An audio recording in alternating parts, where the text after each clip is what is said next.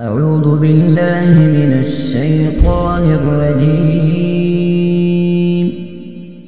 بسم الله الرحمن الرحيم.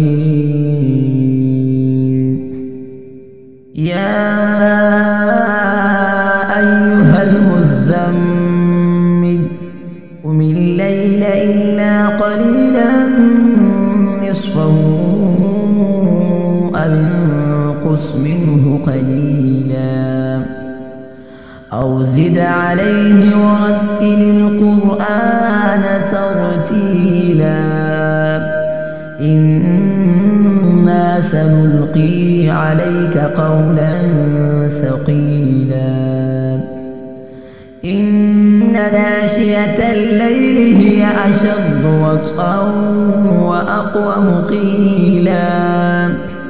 إن لك في النهار سبحا طويلا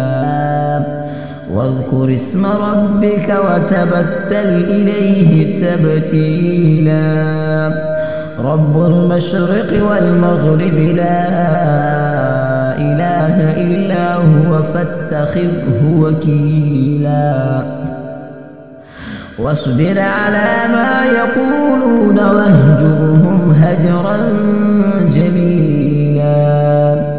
وذرني والمكذبين أولي النعمة ومهلهم قليلا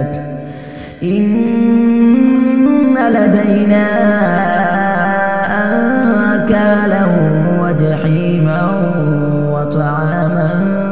ذا غصة